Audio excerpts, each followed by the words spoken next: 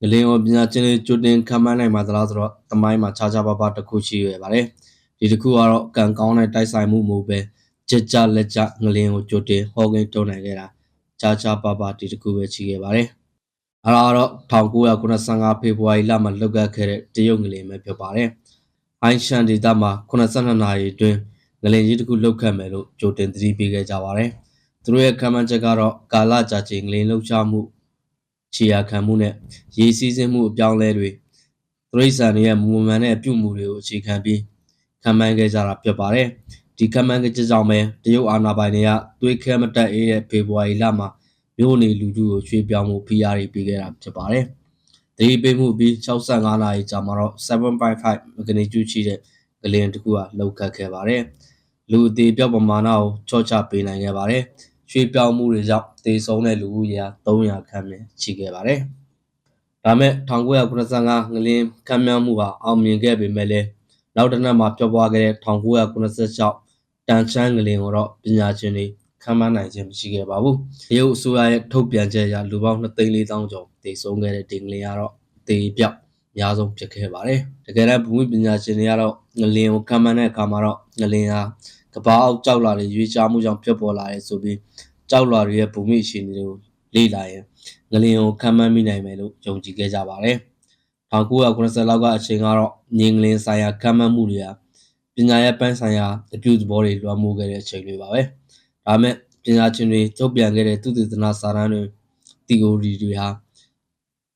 ငလျင်ခန့်မှန်းမှုမှာတော့ချုံနေခဲ့ကြပါတယ်။အဲဒီကာလခန့်မှန်းသမျှတွေတခုမှအလုံးမဖြစ်ခဲ့ကြပါဘူး။ဒါနဲ့ပဲ1990မှာတော့သူတို့ဝန်ခံလာရပါတယ်။ငလျင်ဆိုတာခန့်မှန်းလို့မရဘူးတွေဘာတွေဖြစ်ကုန်ကြပါတယ်။ငလျင်ကိုခန့်မှန်းကြတဲ့နည်းတွေကတော့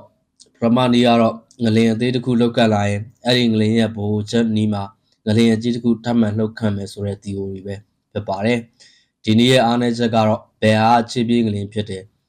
ဆိုတာတော့ပုံသေးပြောနိုင်တဲ့နေရာမှာမရှိခဲ့ပါဘူး။2017ဂျပန်ငလျင်ကိုကြည့်မယ်ဆိုရင်တော့မဂနီကျူ5ထက်ရှိတဲ့ငလျင်တွေလှုပ်ခတ်ခဲ့တော့သူ့ထက်ပြင်းတဲ့ငလျင်လှုပ်ခတ်မယ်လို့ခန့်မှန်းခဲ့ပါတယ်။မဂနီကျူ5လောက်ရှိတဲ့ငလျင်ကိုခြေပြေးငလျင်လို့သတ်မှတ်ခဲ့ပါတယ်။မတ်လ9ရက်နေ့မှာတော့မဂနီကျူ7.3ရှိတဲ့ငလျင်လှုပ်ခတ်ခဲ့ပြီးချိန်မှာတော့ငလျင်ကြီးဟာလှုပ်ခတ်ခဲ့ပြီးပြီလို့သတ်မှတ်ခဲ့ကြပြန်ပါတယ်။ဒါပေမဲ့အဲ့ဒီလိုမပြတ်ခဲ့ပဲမတ်လ17ရက်နေ့မှာတော့9.1ရှိတဲ့အကြီးစားငလျင်တစ်ခုကိုထပ်မံလှုပ်ခတ်ခဲ့ပြန်ပါတယ်။အဲ့တော့သူတို့ရဲ့ခြေပြေးသတ်မှတ်ချက် theory တွေကကြိုက်ရှိုးခံလိုက်ရပြန်တာပါပဲ။ဘယ်ဟာခြေပြေးငလျင်ဘယ်ဟာငလျင်ကြီးဆိုတာခွဲဖို့ခက်ပြန်ပါတယ်။လက်ရှိအချိန်ထိဒီနီးလန်းတွေကိုတော့သူတေသနတွေဆက်လက်ပြုစုနေရဆိုမှဖြစ်ပါတယ်။နောက်တစ်ခုကတော့ကျွန်တော်တို့အခြေခံပညာထက်တန်းတွေမှာသင်ခဲ့ရတဲ့ပထဝီရဲ့အကြောင်းအရာလိုပါပဲ။ငလျင်လိုင်းတွေမှာဖိအားကြောင့်ပထမဆုံးထွက်လာတဲ့တောင်လိုက်လိုင်းကို P-wave primary လို့သတ်မှတ်ပြီး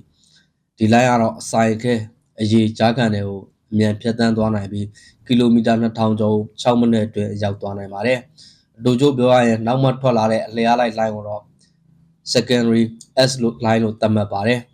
။အဲဒီမှာပထမ line ဖြစ်တဲ့ B line ဟာဒုတိယဖြစ်တဲ့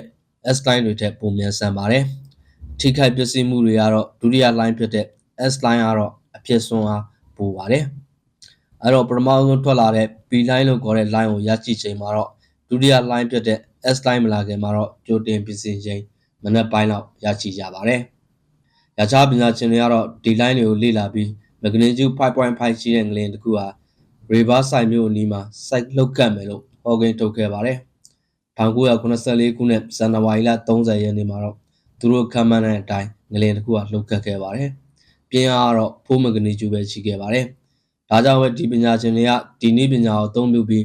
ခန့်မှန်းချက်တွေထုတ်ပြန်ခဲ့ပါတယ်။ဒါပေမဲ့တစ်ခုမှမမှန်ခဲ့ကြပါဘူး။ဒါကြောင့်ဒီ theory တွေကလည်းသူတေသနဆိုတာထက်ကံကောင်းလို့ guys box တဲသွားတာတခုပဲသတ်မှတ်ရပြန်ပါတယ်။နောက်တစ်ခုကတော့1989လိုမာဖရီဒါငလျင်မလုတ်ကတ်ခြင်းအချိန်မှာပဲစတန်ဖို့တက္ကသိုလ်ကသူတေသနအဖွဲ့တွေကသူတို့ရဲ့လျှက်ဆက်စက်ကွင်းပြင်းအားတိုင်းတာတဲ့စက်ကနေပြီးတော့မူမမှန်တဲ့ level တစ်ခုကိုတိုင်းတာထောက်လှမ်းမိပါတယ်။ဒီကတော့ American San Andreas ပြည့်ရွှေကျော်နဲ့အနည်းငယ်ပဲကွာဝေးတဲ့ Santa Cruz တောင်ပေါ်မှာထားရှိတဲ့တိုင်းတာစက်ပါပဲ။ဒါနဲ့ပဲသူတေသနပညာရှင်တွေကအားတက်လာပြီး theory တွေကိုဆက်လုပ်ပြန်ပါတယ်။ဒါပေမဲ့အဲ့ဒီစက်ရဲ့ခန့်မှန်းချက်ကတော့အခုချိန်ထိဘာမှကို ရေဒီယိုနဲ့တန်လိုက်တတုတွေရှစ်ပေးတာမရှိခဲ့ပါဘူးငလင်တွေကတော့အနောက်မှာလှုပ်ခတ်လိုက်လို့လူတွေတည်ခဲ့တာလည်းအများကြီးပါပဲနောက်တစ်ခုကတော့ရေစီးဆင်းမှုနဲ့ရေကြောင်းပြောင်းလဲမှုတွေပါပဲဒါကတော့ရေခမ်းနေတဲ့တွင်းတွေမှာရေပြည့်လာတာမျိုးရေပြည့်နေတဲ့တွင်းတွေမှာရေတွေခမ်းချောက်သွားတာမျိုးတောက်သုံးနေကြရေကတော့အနှံ့ရတာပြောင်းလဲသွားတာမျိုးဒါမျိုးတွေကိုကြည့်ပြီးတော့ခံမှန်းတာပါဒါကတော့ကျွန်တော်အထင်ရိုးရာနည်းပဲဖြစ်မယ်ထင်ပါတယ်အဓိကတော့ရေလမ်းကြောင်းအပြောင်းအရွှေ့ပါပဲရေရဲ့ဓာတုဖွဲ့စည်းပုံအပြောင်းအရွှေ့ပြောင်းလဲသွားတဲ့အားကိုပဲကောက်ယူတာပါသူသေသနာပြုစုရလွဲရင်မြို့နယ်လူတန်းစားကတော့ဒီနည်းကိုတော့သိကြမှာမဟုတ်ပါဘူးဒါကလည်းရိုးရာနည်းတစ်ခုပဲဖြစ်မယ်လို့ထင်ပါတယ်ဒါတွေကိုကြည့်ချင်းအပြင်ငလင်ကိုကြိုတင်ခန့်မှန်းနိုင်သလားဆိုရင်တော့တိတိကျကျပြောပြနိုင်ဖို့တော့ခက်ခဲပါတယ်ဒီထက်မှန်ကန်တိကျတဲ့နည်းလမ်းတွေဒီထက်ကောင်းတဲ့ပညာရပ်တွေလည်းငလင်ခန့်မှန်းမှုမှာဆက်လက်ပေါ်ပေါက်လာနိုင်မယ်လို့လည်းယုံကြည်ခဲ့ပါတယ်